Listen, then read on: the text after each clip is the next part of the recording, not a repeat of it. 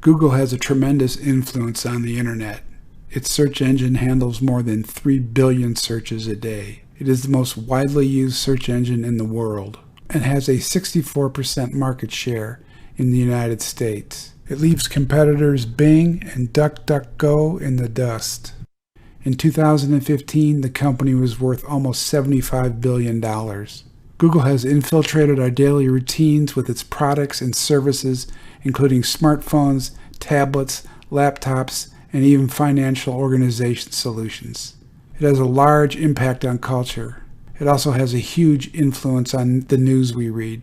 The Pew Research Center reports that 62% of U.S. adults get their news on social media, primarily from Facebook, which passed Google as the biggest referrer of internet traffic to news sites last year. In February, Google announced it will use its tremendous reach to influence politics. Eric Schmidt, Google's CEO, said Google Ideas would be transformed into a technology incubator called Jigsaw. Google Ideas was the tech giant's think tank.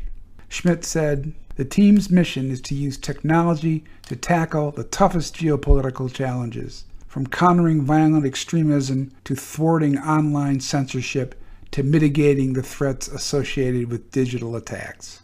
Jigsaw will deploy its Conversation AI, software designed to block what Google considers harmful statements online. The software uses machine learning to automatically locate language that the corporation deems abusive and will give it an attack score. The technology will be tested out in the contents section of the New York Times, and Wikipedia also plans on using it, according to Wired. The Jigsaw algorithm will search through 17 million comments at the New York Times and find those flagged as offensive or inappropriate by moderators. In other words, one of the largest establishment newspapers in the world will teach Jigsaw what is politically correct, and the software will be deployed by Google to rank content on the internet.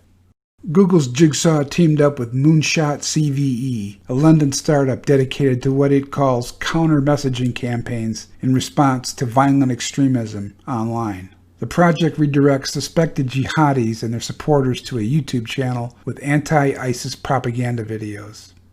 It's an idea approved by the U.S. government. During an event at the Brookings Institute, U.S. Undersecretary of State for Public Diplomacy and Public Affairs Richard Stengel said he thought the idea is a promising method for dealing with radical jihadis online. But jihadis are not the only target. Moonshot's co-founder, Ross Frennett, says his company takes money from the Gen Next Foundation and plans to target other so-called extremists on the right. Frennett said during Phase 2 of the Moonshot and Jigsaw project, they will focus on violence in America. He said right-wing extremists in America are more brazen online than what he calls ISIS fanboys. What is the Gen Next Foundation? It calls itself a leading-edge global organization addressing the root causes of violent extremism. On its website, it mentions the terror attacks of 9/11, the Boston Marathon, Charlie Hebdo, Paris, and San Bernardino. It features Google's Jigsaw logo. It also hosts programs with government insiders like the former Secretary of Defense Donald Rumsfeld and the Secretary of Homeland Security Janet Napolitano. Google's Jigsaw is headed up by Jared Cohen. He's a senior fellow at the Council on Foreign Relations, specializing in counter-radicalization, with a focus on terrorism, radicalization, the impact of connected technologies on 21st century statecraft, and Iran. He served as a member of the Secretary of State's policy planning staff and as an advisor to Condoleezza Rice and later Hillary Clinton. During his tenure at Google Ideas, Cohen and Google CEO Schmidt wrote a policy paper for the CFR's House organ, Foreign Affairs. The paper praises the reformative potential of Silicon Valley technologies as an instrument of U.S. foreign policy. It advocates coalitions of the connected and uses military metaphors. Cohen and Schmidt believe it's their duty to protect citizens around the world. WikiLeaks co-founder Julian Assange characterizes Cohen as Google's director of regime change. Writing for Newsweek, Assange said Cohen's goal is the cross-fertilization of influence between elites and their vassals under the pious rubric of civil society. The received wisdom in advanced capitalist societies is that there still exists an organic, quote-unquote, civil society sector in which institutions come together to manifest the interests and will of citizens. The fable has it that the boundaries of this sector are respected by actors from government and the private sector, leaving a safe space for NGOs and nonprofits to advocate for things like human rights, free speech, and accountable government. This, of course, is an illusion. Large institutions, government, corporations, and their vetted NGOs don't come together for the sake of civil society. Cohen worked for the Council on Foreign Relations, a globalist organization established in 1921 by the British Roundtable groups and controlled in America by J.P. Morgan, the Rockefeller, and Whitney families. The historian and Georgetown University professor Carroll Quigley writes, "The CFR is the American version of the Royal Institute of International Affairs, also known as the Chatham House, a secretive seminar held by the global elite. The global elite and their partners, including Google's Eric Schmidt, understand that certain ideologies pose a threat to their control of the international order. The Islamic State does not pose a direct threat outside of the Middle East, although much is made of its radicalization process and isolated, unconnected terror events, primarily in Europe, but also in the United States. The real threat? The so-called American right. Addressing that threat is the purpose of Jigsaw." In April of 2009, a document was leaked from the Department of Homeland Security. It was entitled "Right-Wing Extremism, Current Economic and Political Climate Fueling Resurgence in Radicalization and Recruitment." America. The threat comes from what it calls right-wing extremists in this country. The report says people who are opposed to restricting Second Amendment rights to bear arms or who are concerned about illegal immigration and border security could well fall under the Department of Homeland Security definition of an extremist. Work on the white paper began during the Bush administration. It was completed under Obama's DHS Secretary, Janet Napolitano. The paper didn't name al-Qaeda or jihadi groups as the primary threat to the homeland. Instead, it focused on political groups and individuals the government identified as right-wing.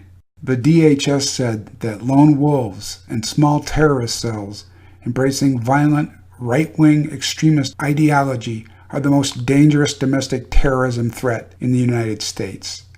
The authors of the report made this claim despite stating in the key findings section of the document that the DHS and Office of Intelligence and Analysis had no specific information domestic right-wing terrorists were planning acts of violence. The Southern Poverty Law Center and the Department of Homeland Security work together. They share information, define best practices, and conduct training seminars.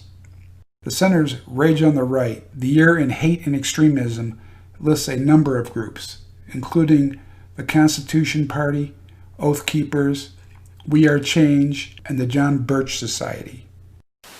The spate of real terrorist incidents that we've seen since Obama's election are quite remarkable. And of course, this was the very kind of activity that was talked about in the infamous Department of Homeland Security report that was so pilloried by Republicans and others on the right. As it turns out, of course, the report was really prescient. It was completely accurate. The establishment media embrace the SPLC talking points and routinely conflate constitutionalists and other entirely legal groups with white supremacists and the Aryan Brotherhood. And that fringe and very specific American sickness has been preserved and handed down in the centuries since they invented it in Reconstruction. It has been preserved and handed down in the centuries since by white supremacists, to the point where you can buy sovereign citizens, I don't recognize the federal government, fake legal papers to try to use in court. You can buy those fake legal papers out of the back pages of Aryan Brotherhood newsletters that circulate in the prison system. Supporters of the Obama administration have cited the leaked Department of Homeland Security document and its SPLC-influenced conclusions as evidence their political enemies are violent. For instance, Think Progress, an organization funded by George Soros, quoted the Southern Poverty Law Center as saying the number of hate groups operating in the United States continued to rise in 2008 and had grown by 54% since 2000, mostly due to immigration fears, a failing economy, and the election of Barack Obama. State fusion centers are taking their lead from the feds. In 2009, a document was leaked from the Missouri Information Analysis Center titled The Modern Militia Movement. The report names Ron Paul, Chuck Baldwin, and Bob Barr as militia-influenced terrorists. It instructs the Missouri police to be on the lookout for supporters displaying bumper stickers and other paraphernalia associated with the Constitutional, Campaign for Liberty, and Libertarian parties. The following year, the Justice Department got in on the action. It produced a guide for investigators of criminal and extremist groups. The guide lists constitutionalists and survivalists alongside Al-Qaeda, the Aryan Brotherhood, and the Communist Party. In 2015, the DOJ teamed up with the New America Foundation, a think tank chaired by Google CEO Eric Schmidt. New America is funded by the U.S. State Department, the Bill and Melinda Gates Foundation, the John D. and Catherine T. MacArthur Foundation, the Wall Street billionaire Peter J. Peterson, Eric and Wendy Schmidt, and George Soros' Open Society Institute. George Soros' son, Jonathan, sits on the board of directors. According to Schmidt and New America, there are thousands of dangerous right-wing extremists, and they have killed more people in the United States than jihadis have.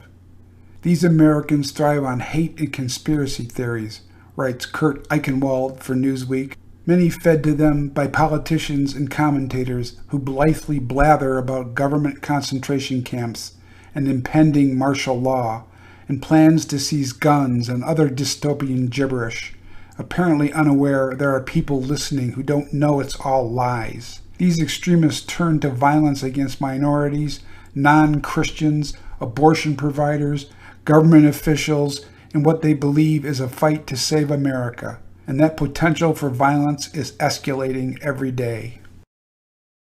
Under Secretary of State John Kerry, the State Department has escalated the violence in Syria and has worked closely with the sort of jihadi groups New America claims to oppose. The August 2015 dump of Hillary Clinton's emails reveals she also has ties to the New America Foundation. The foundation is headed up by Anne Marie Slaughter, who is a former Clinton State Department staffer. As Secretary of State, Clinton oversaw the destruction of Libya and the murder of 30,000 Libyans. The illegal wars waged against the people of Syria and Libya make a complete mockery of New America's supposed humanitarian concern about terrorism, especially alleged terrorism the Justice Department insists is committed by constitutionalists and survivalists. New America cites the Wisconsin Sikh temple shooting as a primary example of right-wing domestic terror. The 2012 attack was committed by white supremacist and Army veteran Wade Michael Page. He was a member of the Hammerskins, a neo-Nazi skinhead group. The Southern Poverty Law Center says there are over 900 white supremacist groups in America, including the White Aryan Resistance, Church of the Creator, and the Ku Klux Klan.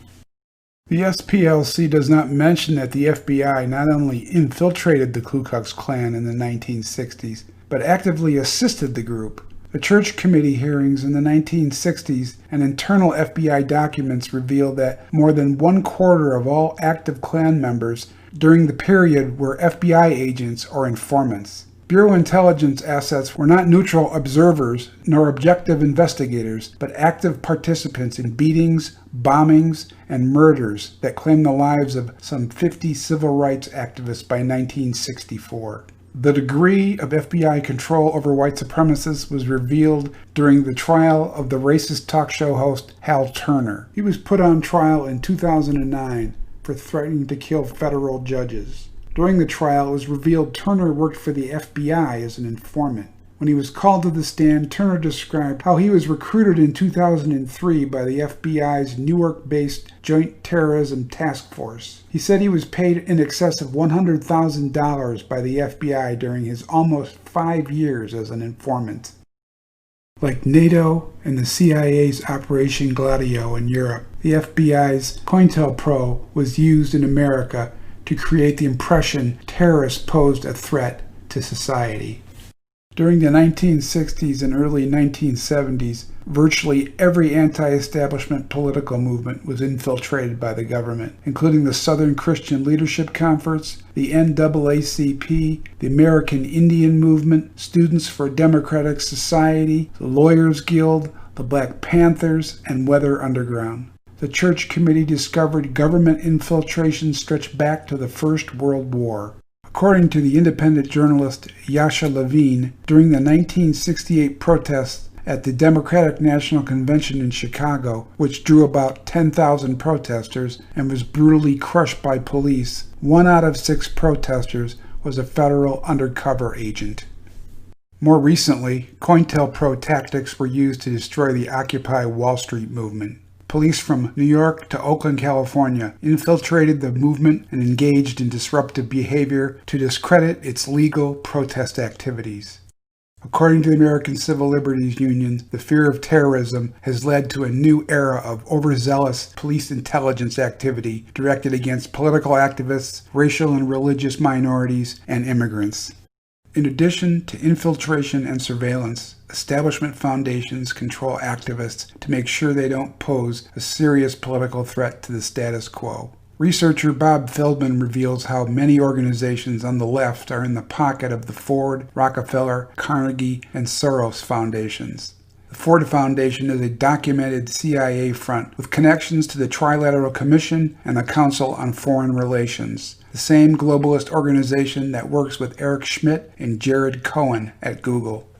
Beyond its radical fringe, the left doesn't present a serious threat to the establishment. Groups like Code Pink often push the envelope, but their antics are allowed to give the impression there's active and serious opposition to the policies of the global elite. Code Pink is controlled opposition funded by the Benjamin Fund, Global Exchange, the New Priorities Foundation, the Streisand Foundation, the Threshold Foundation, and the Tides Foundation. Tides receives grants from the Chevron Texaco Foundation, the Rockefeller Foundation, and George Soros' Open Society Institute, to name but a few. The overriding objective of Jigsaw is to dilute and preferably neutralize the ability of targeted political groups to utilize the internet as an information medium. The goal is to undermine alternative media which poses a threat to the establishment, the dominance of its institutions, and control of its propaganda media. Google has joined the NSA, the FBI, the Department of Homeland Security, and its associated public-private organizations in a concerted effort to sanitize media of alternative voices. In the future envisioned by Eric Schmidt, corporations, the government, tech startups, and associated foundations will spell check and censor politically incorrect media. Those of us on the outside may soon find ourselves permanently locked out of the internet, a medium that has allowed for the expression of alternative viewpoints and the dissemination of ideas considered a threat to the global elite.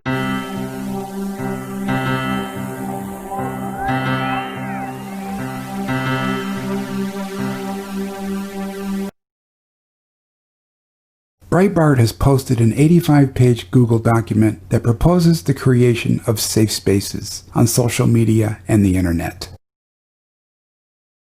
The document, titled The Good Censor, admits Google and other Silicon Valley tech giants now control online conversation and have undertaken a shift towards censorship. The Good Censor document argues in favor of what it calls the European tradition of dignity over liberty and civility over freedom.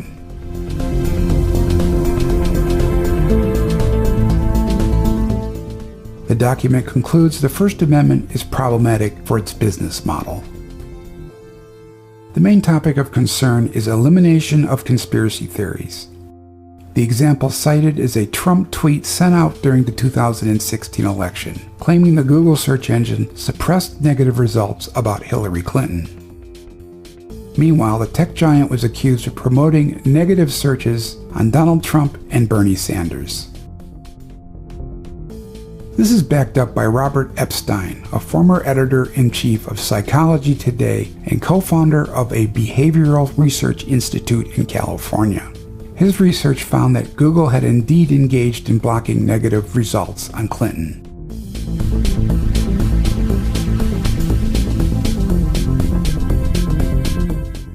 The Good Censor document takes issue with the ability of the commoners to respond to and argue against supposed authoritative sources, such as the New York Times and the Washington Post.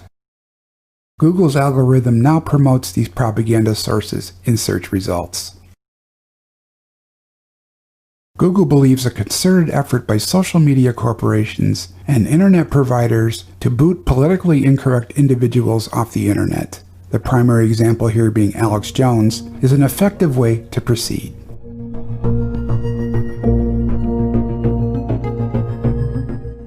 The document argues that the trend now is in favor of censorship, and this must be adopted if the tech giants are going to move into foreign markets where political content and discussion is routinely censored and social media activists are prosecuted. Examples include China and Saudi Arabia. Investigative journalist Nafiz Ahmed documented these connections in a series of articles posted on his Medium account. The Pentagon has had an interest in computer science and information warfare since the 1970s. It's pursued this through DARPA, the Defense Advanced Research and Projects Agency. Ahmed documents how the Clinton administration and the Pentagon organized a forum to discuss how IT and information warfare might be used against adversaries. Known in the Pentagon as the Highlands Group, it eventually moved into the private sector to keep its research secret from the American people. It then changed its name to the Highlands Forum.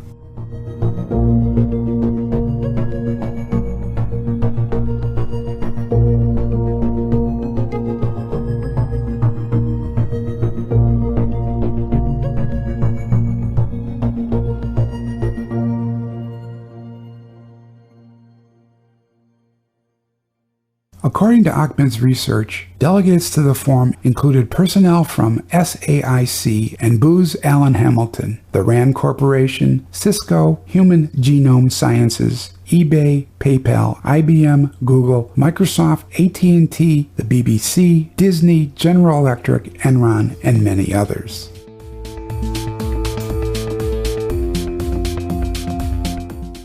The corporate media was also invited to attend these sessions. The Washington Post, the New York Times, United Press International, Newsweek, the Daily Beast, Wired, the New Yorker, and the Washington Times have all participated in this secretive forum.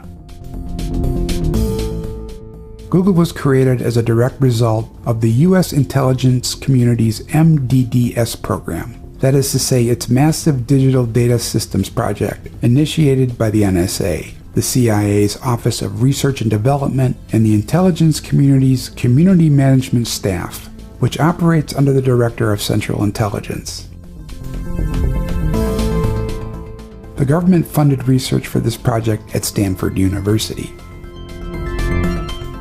Some of this grant money went to Larry Page and Sergey Brin, the founders of Google, who at the time were students doing research on data monitoring techniques. It wouldn't be long before Google began working directly with the CIA, customizing its search engine for the agency's IntelLink Management Office. It soon snatched up the firm Keyhole, which received seed money from In-Q-Tel, the CIA's technology venture capital outfit. Google used Keyhole to develop the satellite imaging software used in Google Earth.